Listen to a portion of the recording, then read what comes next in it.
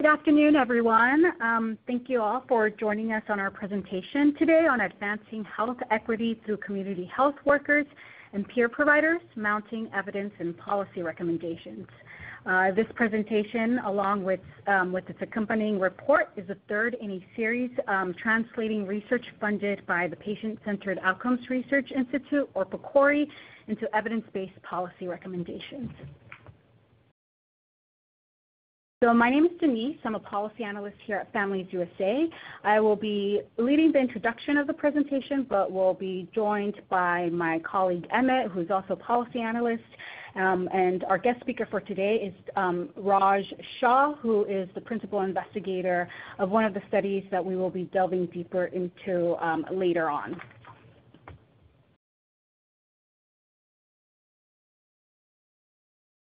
And here is the agenda. So the presentation will run a little like this: a quick overview of patient-centered outcomes research and how it relates to advancing health equity. It will be followed by a brief overview of CHWs and peer providers for those who aren't as familiar with either type of workforce. We will present our translation of 9 patient-centered outcomes research, CHW and peer provider studies, including a deeper dive into Raj's project with Sunni Indians in rural New Mexico. We will also present equity-focused policy implications and recommendations based on these studies, and then we will leave some time at the end for questions. Before we get started into the main presentation, I want to introduce the Center on Health Equity for System Transformations at Family USA. The center is the only national entity exclusively dedicated to the development and advancement of patient-centered health system transformation policies designed to reduce racial, ethnic, and geographic inequities. The center currently houses 6 projects, including the Health Equity Task Force on Payment and Delivery Transformation, a learning academy to build health equity advocates, as well as the Evidence for Equity initiative. So some background on the Evidence for Equity initiative. This initiative promotes representative and transparent evidence to help decision makers implement health system transformation policies that advance health equity instead of making inequities worse. Health system transformation efforts are more and more rewarding evidence-based care and practices. But to ensure these transformation efforts benefit all, decision makers need evidence that is representative of diverse communities and transparent about specific populations it includes. However, our current evidence base is incomplete and sometimes biased, and that risks that these transformation efforts actually widen inequities. That's why the center created the Evidence for Equity initiative. We are partnered with the Patient-Centered Outcomes Research Institute to take advantage of emerging research to inform the future direction of policy and health system transformation. So I mentioned that our current evidence base is limited, and it is so in many ways, and we go into depth for why this is and the resulting impact of the limited evidence on communities not included in the research in the first series, in the first report in this series, which you can find on our website. The report is called The Role of Patient-Centered Outcomes Research in Improving Evidence and Advancing Health Equity.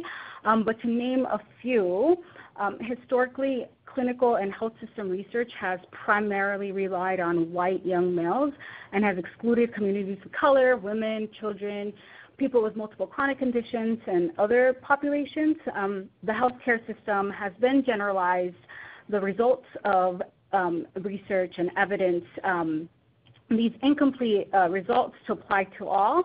The broad generalization of incomplete results threaten to widen inequities. As an example, we know that Black and Puerto Rican children have the worst asthma outcomes, yet the first-line treatment against an asthma attack, albuterol, is less effective for them. Black and Puerto Rican children, of course, are at the intersection of an ethnic minority and children, both communities excluded traditionally from research. Another limitation is the lack of patient-centered outcomes research. research is often driven by biomedical interests without taking into account outcomes that matter to patients. For example, asthma patients may care more about the number of nights of interrupted sleep or missed school or work days than biomedical findings. Patient-centered outcomes research can generate findings that are more relevant to people's needs and daily functioning. Further, when diverse populations have been included, researchers don't always stratify findings in a way that would allow for in-depth analysis, which then helps fund targeted interventions and strategies. So even when race and ethnicity data is available, they are collected, analyzed, and reported in aggregated groups that obscure important differences among subgroups of larger categories like Asian Americans or Latinos. Some groups are often missing altogether from the data, and this includes Pacific Islanders, Native Hawaiians, American Indians, and Alaska Natives. The absence of subgroups in data used in these types of studies means researchers cannot examine important racial and ethnic variations, making the data less relevant and useful. And so it was only by separating the data on Puerto Ricans from those of other Latino populations in the U.S. that it was possible to identify the serious inequities in asthma prevalence among Puerto Ricans, because looking at Latino data overall obscured these critical disparities. And so the limitation of our evidence base is long known and well recognized, and Congress in 2010 created Patient-Centered Outcomes Research Institute to advance the quality and relevance of evidence to inform healthcare decision-making, which is centered on patients and subgroups. FOCORE funds projects that conduct PCOR across a number of research portfolios, including CHWs and asthma. These projects emphasize particular populations, including racial and ethnic minorities, low-income communities, women, older adults, those with multiple chronic conditions, and children, significantly those that have been traditionally excluded from research. And so the portfolio that we will be looking at, the CHW portfolio, includes 70 studies in different stages of completions at an investment of $248 million. So from the portion of completed studies in FOCORE CHW portfolio, we selected 9 studies whose CHW and peer provider interventions upheld the community-based CHW model that Emmett will talk about momentarily. The selected studies covered a variety of health issues. Study participants were of diverse ethnic, racial, linguistic, socioeconomic, and geographic backgrounds, and these studies overall produced new evidence that CHWs and peer provider interventions are an effective way to advance health equity, but further demonstrates their versatility in improving outcomes and potentially generating savings. Thanks, Denisse. And so I'm going to give a little overview of community health workers and peer providers. I'm sure many of you are familiar, but just in case, I'll just give a quick overview of these healthcare workers as we selected them in our report. So first, the term community health worker applies to many positions like promotora, community-based doula, community health representative, even peer provider can be considered a subgroup of community health worker. But their defining characteristic is that they are based in the community and share sociocultural background with the patients that they are serving. And they use this shared cultural experience and background and their understanding of the community to address patients' social determinants of health and connect members of their community with the larger health system. So then peer providers, to some extent, is also sort of an umbrella term that covers positions like peer navigators, peer mentors, health coaches, and most commonly, peer providers work in the behavioral health sector, but they also work in physical health, mental health, and they share with their patients the shared experience of recovering from a particular condition or sharing a specific diagnosis. So one key difference between peer providers and community health workers, and this is something that we go in more in depth on in the paper, is that in Medicaid they're reimbursed as a separate provider type, and for community health workers and and peer providers, the process for provider certification is very different. So in terms of funding these two healthcare workers, there are some distinctions that need to be made. But then there are also, in spite of these differences, a lot in common between these two members of the healthcare workforce. So one key characteristic to highlight, and this is something that was really crucial in selecting which studies and which peer providers and community health workers to focus on in our paper, is that they both have shared experience with their patients. So this might be shared cultural experience. In the case of community health workers, they're coming from the same background or the same community as those who they're serving. Or in the case of a peer provider, it might be a shared experience of being a patient or having the same diagnosis. And this shared experience really helps a community health worker or a peer provider understand the needs of their patients, address barriers that are contributing to negative health outcomes and health disparities. So as Denisse mentioned, our new report looks at 9 studies that focus on community health workers and peer provider interventions. They really generate a lot of new evidence to support these health workers' ability to advance health equity. And we want to give you all a chance to go in depth and see one of the PCORI-funded studies that really is generating a lot of valuable new evidence for how, in this case specifically, community health representatives are addressing health disparities in the Native American Zuni community in New Mexico. So I'm going to turn it over to Dr. Shah to give you guys some more information. Dr. Shah? Yeah, thank you. If I have my slides. So, we have been talking about CHWs or CHRs or promoters. Here you see their faces, we train many of these CHRs using Project ECHO in terms of diabetes care, kidney care, and mental health also. So the topic I wanted to talk about, which was funded by PCORI, is to look at how can we enhance the care in kidney disease in Native American communities. And the model I have is, home-based kidney care. One of the things, this model is kind of addressing is that instead of, moving patient and providers, how can we use this, kind of cohort of lay interventionists, basically, who are being used in many ways, but not made as part of clinical care team. So the model I have is basically looking at, how to use them and make them part of clinical care team in delivering care and every aspect of healthcare. So, the next thing which I wanted to kind of talk about is, the population which I have dealt for all my life here, 25 years at the University of New Mexico, is looking at Native Americans, American Indians actually in New Mexico. We have 23 different tribes and Navajo Nation. But if you look at the disparity and the numbers comparing to U.S. general population, they are currently 5.2 million as per the 2013 census. And it's a young population. The birth rate is 25.7 versus 15.5 per thousand for general population.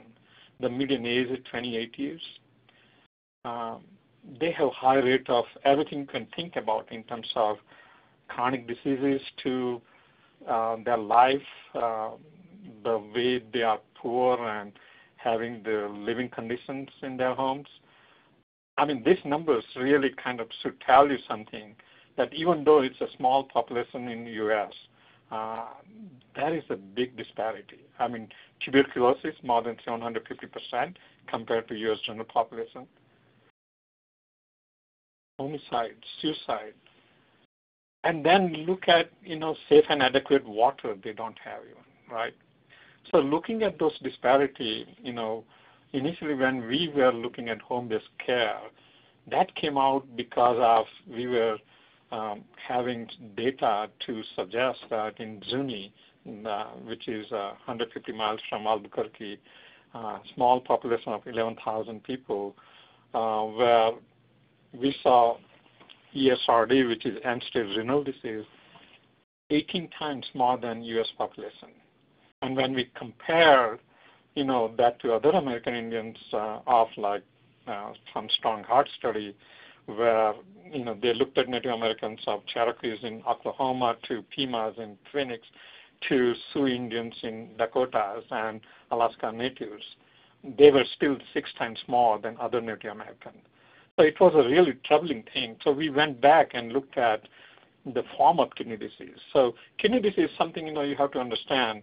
It's not something where you get your kidney fail right away. And the progression of kidney disease is different in different ethnicity. It's different in different comorbid conditions. So if you're diabetic, you progress faster. If you're hypertensive, you progress faster.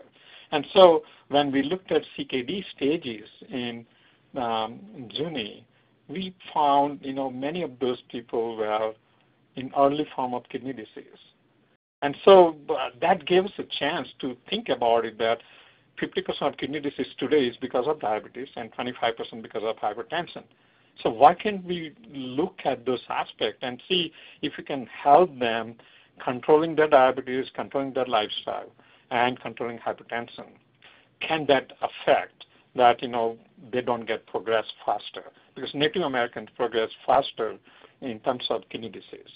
And so home-based care model came because of that, because of the feedback we got from the community, because of some of the barriers with the providers in the community. Indian Health Services is the kind of primary provider for all Native communities across the country. And so we were looking at some of the barriers to healthcare in Native Americans, and what we found that considering their culture, their belief system, their tradition, they are very private people. And so many times, they don't go to doctors.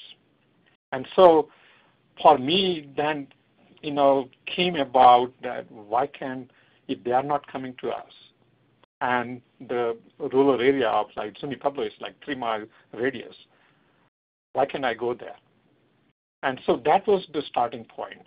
That was the starting point for thinking about home-based care. Now, looking at this kidney disease, and if you look at those numbers, 35 million Americans in U.S. has some form of kidney disease. In New Mexico, we have more than 70%, and 23% of the Zuni Indians have CKD. Like I said, race, ethnicity, age, obesity, diabetes, hypertension, smoking, these are some of the risk factors. And we spend a lot of money on kidney care. Once the kidneys fail, this is the only chronic disease in America today is paid by us, everybody, by Medicare, basically. And so regardless of your ethnicity, age, or gender, if you fail your kidneys, you get support to go on dialysis. And so if you think about it, $23 billion is 5% of the Medicare budget is now being used. I mean, I don't know how many of you have listened to President Trump when he came out about, that there are 2 major companies in America today who controls this market for people who are on dialysis. And so the idea is, why can't we hold them where they are and not have them progress? So let's go to next slide, and I'll give you what we have in our study funded by PCORI. So before we went to PCORI, we went to Medicare, and we said, I have 500 people who are in early stages of chronic kidney disease. And I have this unique idea about going through their homes and see if we can help them control diabetes and hypertension and whatnot. And can you help us fund it? So Medicare was very much interested. This is in 2012. And they came down to Albuquerque and talked to us. And the thing happened after that was that, oh, by the way, you are not helping me to save the money now, which is what Medicare has a model. You tell me if you're saving me money now, then I'll help you. And so I got so frustrated because I knew that if those 500 CKDs, if nothing happens to them, they are eventually going to have ESRD, and then Medicare has to pay for it, right? And so during that time, PCORI came about. They look at my kind of stars, right? I submitted a grant and I got it funded. The idea is very simple, making CHR as part of clinical care team, where we train them to deliver care. So that was one of the innovations. CHR delivered the care. We had patient preferences because in Native American, and even in other ethnicity also, we are not, kind of people who like to listen to anything, right? And so patient preference is one of the innovation we use, which is that, we went through their homes and said, here are different modules for us to talk about. What do you want us to talk about? Do you want us to talk about how to reduce salt in your diet? Or what else? So what does that do to patients? They now think they are part of the care team also. So we found their vested interest in their own care. So that was a beautiful thing to have in any studies. Patient preferences has a major impact. The third innovation was point of care testing. So many of the Native Americans, and many of us even, who would like to have blood drawn and then send it to a lab where we don't get the results right away. The primary care provider will get it and they will send us the results, right? And so there is a lag period then. So point of care can allow you to look at the labs, So you can do A1C right in front of them. In 5 to 7 minutes you get the results. And you can say, oh my God, you're still A1C is 10. You remember we talked about that you need to bring it down to 7. So these are some of the aspects which helped us by doing point of care testing. Then telemedicine. So telemedicine is another approach which helps us because those CHRs who go to people's home, sometimes they have a hard time answering questions. And so they then call us on our cell phone and we talk to patient directly. So this is actually really patient-provider kind of interaction through telemedicine.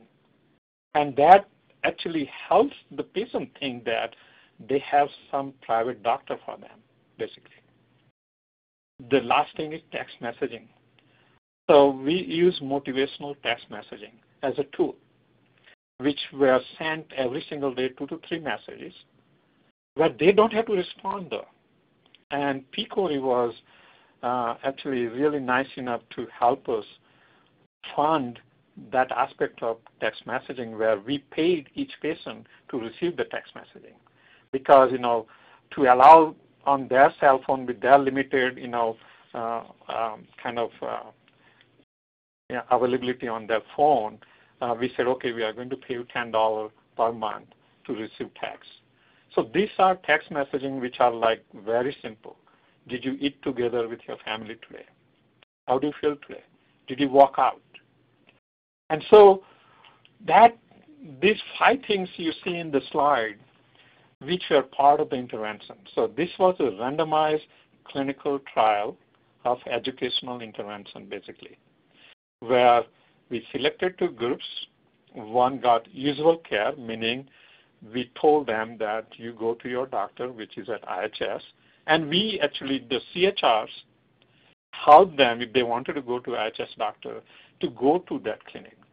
So CHR were not just be part of the home-based care where they visited each household every other week for 1 year. So that was a dose of intervention. And so if you look at the middle column, where we have actually, talked about how many people were randomized in each group. We did initial lifestyle coaching into them. And then we reinforce many of the things which are very easy to reinforce.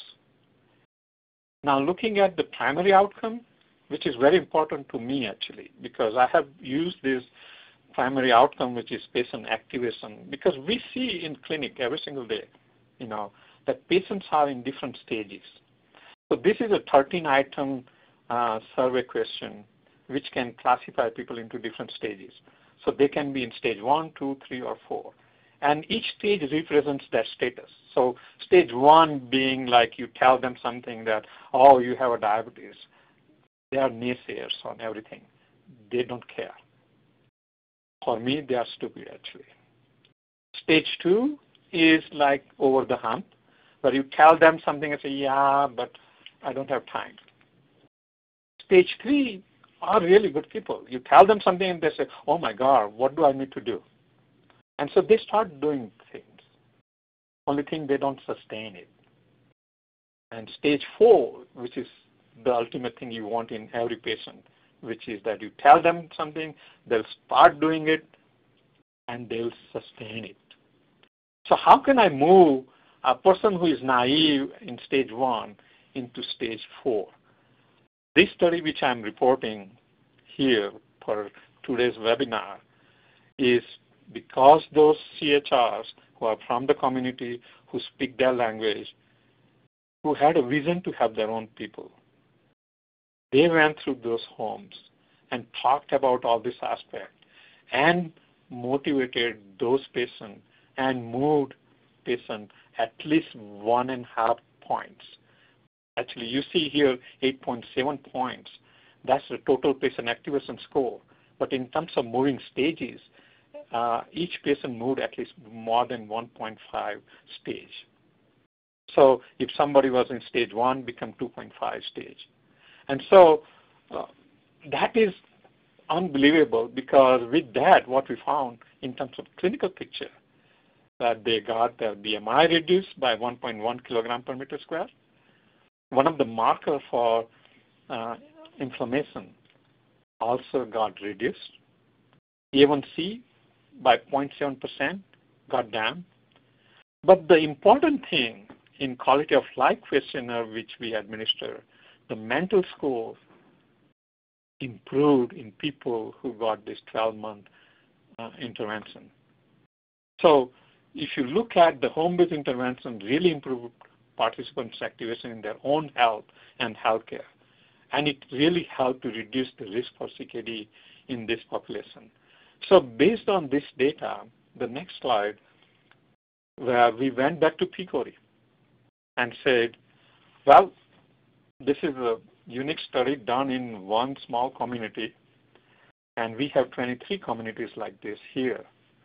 And we want to make sure that this is kind of transferable to other communities or rural areas. And so we submitted a grant again, and it got funded by PCORI. And now we are conducting the same pilot study into 4 other communities in New Mexico using same model. Only change is in the study design. Because what happened from Zuni study, when we presented the data to the governor, where Joe Selby from PCORI came here and we presented the data, and the governor was like, what is your usual care group? Define to me. And I said, we didn't do anything with them. They were just told to go to their doctors. And the governor is like, how can you do this to my people? You very well knew that they had some kidney disease, and you didn't do anything? And I said, well, that was a technical thing, because that was a randomized clinical trial. And he said, yeah, but you didn't do anything, right? And so when we submitted the second PCORI, we changed the study model, and we said it will be a delayed intervention. So it's kind of like a pragmatic study where everybody is going to get intervention. And so we are in our third year actually of the study. One more year, and I'll come back and tell you about everything what we see in these communities. Thank you for your attention.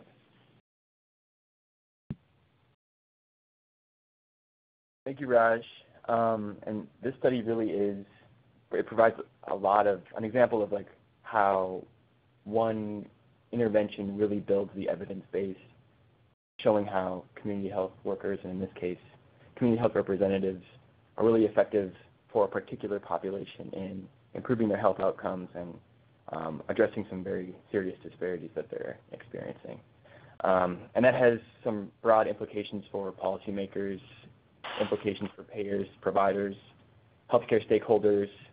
And so for the next bit of the webinar, we'll go in depth on some of these broader implications, and we'll be making some more specific recommendations. So the first implication is that community health workers and peer providers improve outcomes, and they also reduce costs. So 4 of the other studies that were included in our report measured the effects of CHWs and peer providers on reducing hospital and emergency department utilization, and in all 4 of those studies that included that measure, community health workers and peer providers were effective in reducing avoidable utilization. And that translates, because these utilizations are so costly, that translates into a savings for the health system. So payers and providers really should incorporate community health workers and peer providers into care teams to improve outcomes, but then to also generate savings. The community health workers and peer providers can be sustainably funded through a number of mechanisms, one of which is Medicaid. Another pathway for sustainable funding is to incorporate community health workers and peer providers into some advanced alternative payment models that sort of share in the savings that's generated by reducing those cost utilizations. So another broader implication is that community health workers and peer providers improve outcomes for a variety of health conditions. So the studies in our report tested interventions to treat a variety of conditions, for instance, chronic kidney disease, other chronic diseases like cardiovascular disease, more acute conditions, spinal cord injury, for instance, as well as severe mental illness.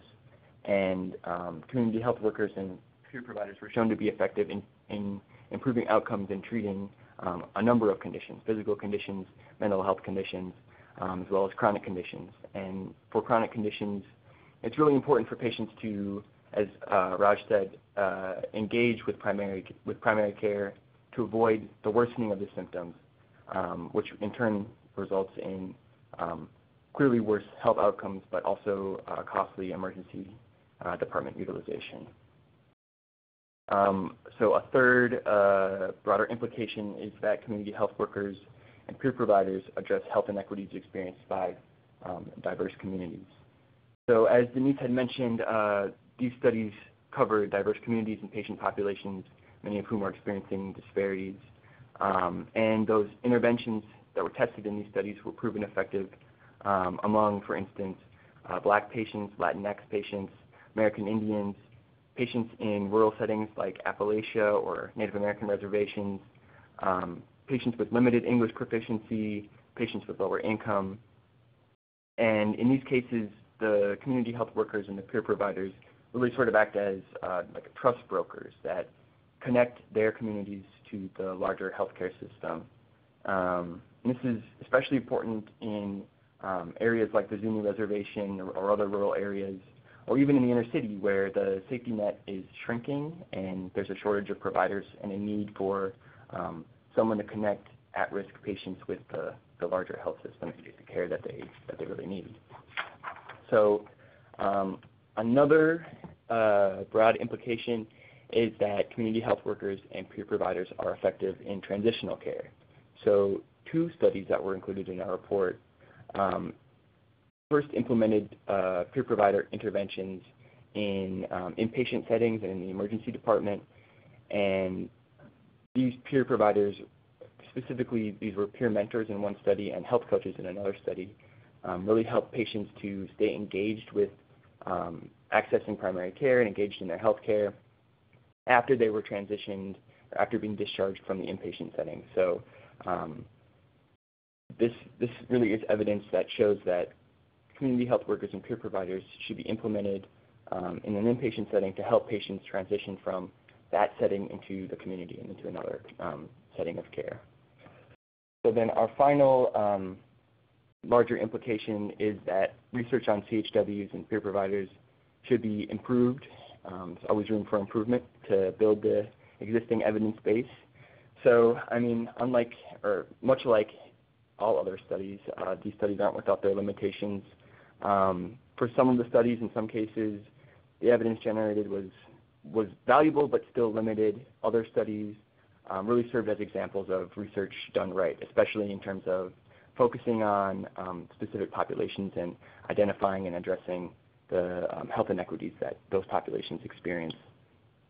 So a couple ways to build a better evidence base. One is for researchers to follow up with patients after an intervention ends to measure the long-term effect of that intervention. It's a measure of the sustainability of the intervention. For instance, it's really important if, for example, if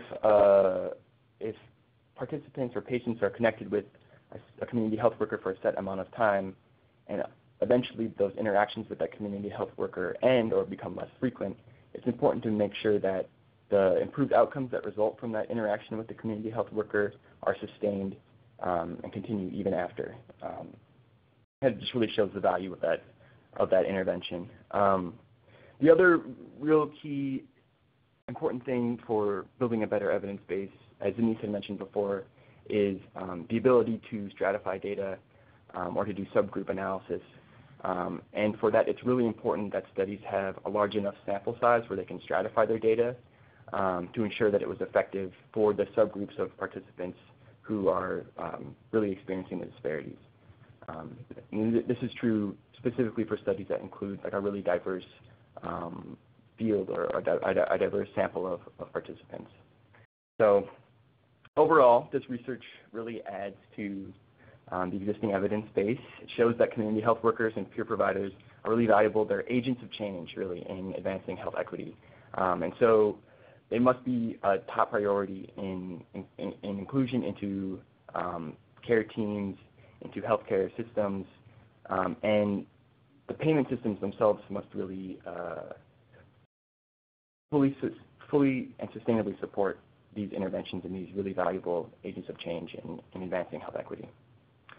So now we have a little bit of time carved out to answer some questions. I noticed that we do have one in the chat box, and if you have other questions, please feel free to enter them into the chat box, and we'll be able to answer them. So the first question is, do community health workers encompass the community health aid program in Alaska? I would say yes, definitely. I think there's a lot of similarities between the community health aid program and some of the community health representative programs that are being implemented and have been implemented for a number of years in the American Indian community. And this is something that it is an example of some sustainable funding that's available for community health worker type programs, something that really must be maintained. I think just because it's been going on for a long time doesn't mean that funding could be cut or something like that. And so the evidence that's generated by these studies really shows that these programs need to be sustained. Any other questions, either for Families USA or for Raj regarding his specific study?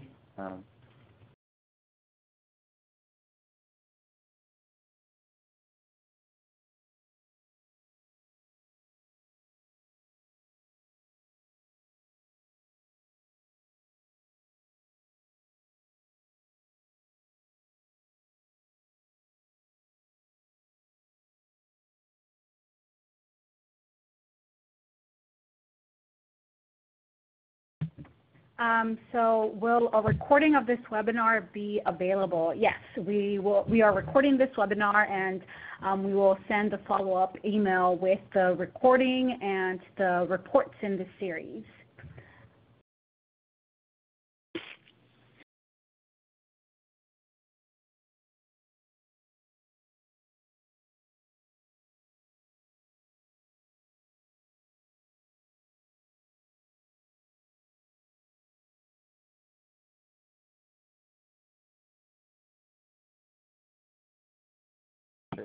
So go ahead.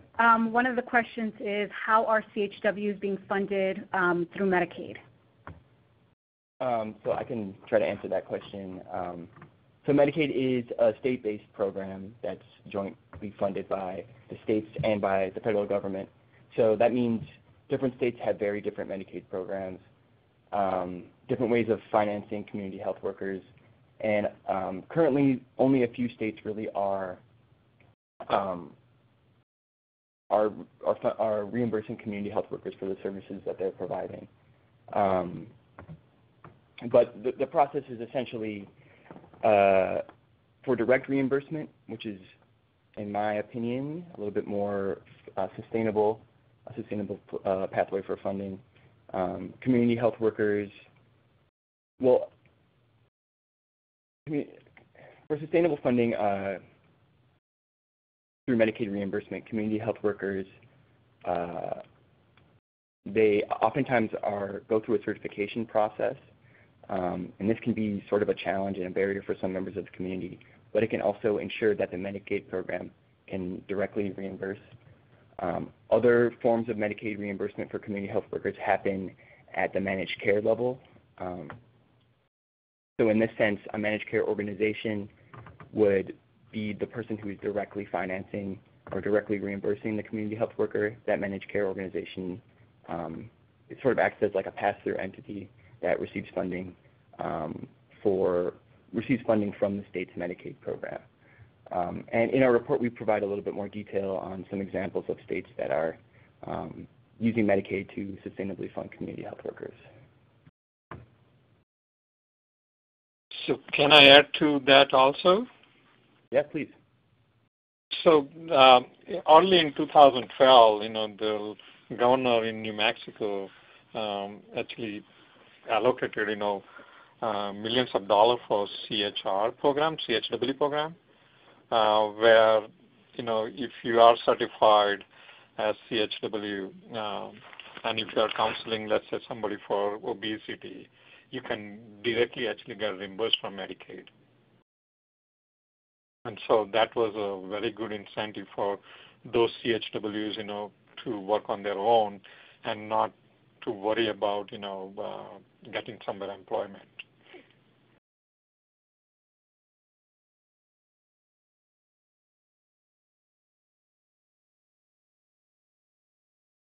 So other questions. Which states are reimbursing for CHW? So yes, as Raj said, New Mexico is one example.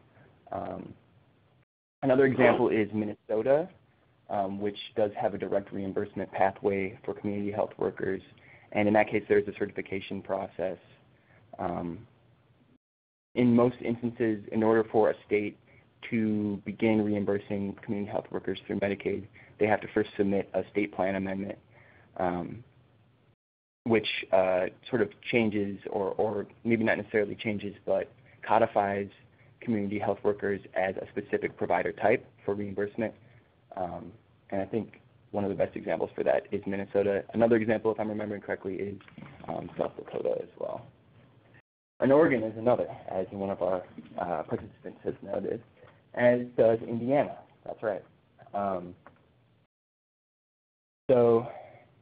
I believe in Oregon, and please in the chat box correct me if I'm wrong, but in Oregon, the process, because Oregon has sort of a managed care organization or a form of managed care, the reimbursement might not always happen directly, but it happens through those entities. In Indiana, I'm not quite sure what the process is. Other questions? Report or data on which states are reimbursing for community health workers.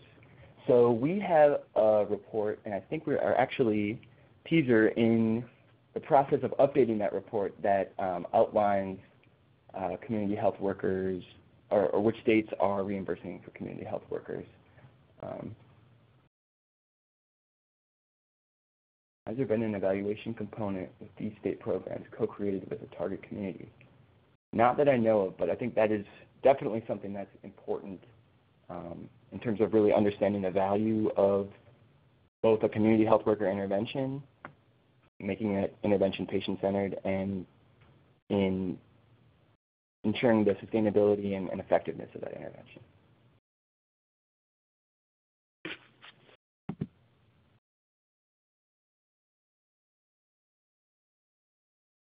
Any other questions?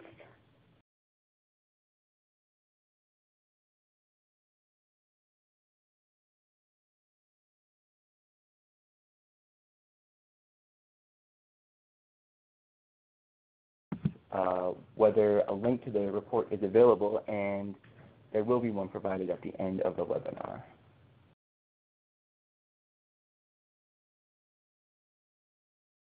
All right, so we're almost to the end of this, but before we let you all go, we do want to plug in our annual Health Action Conference. It's taking place here in Washington, D.C., January 23rd to the 25th. There's a link there that you can go to catch your early bird registration. It should be a lot of fun. We have advocates from across the country, typically over 500 advocates attend. In the past, we've had Nancy Pelosi speak, Congresswoman Sharice Davids, the First Lady of New York, Shirley McCrae, talk about her mental health initiative as keynote speakers. Additionally, here are the links. There is a link to the Center on Health Equity Action. The second link is the link to the report. And then there is a link to join our HEAT network if you want to keep in touch with any health equity action for transformation news. And we kindly ask that you fill out the survey at the end of the webinar. But thank you all for joining us. We really appreciate all your questions. And another thank you to Raj for participating in the webinar as well. Thank you all.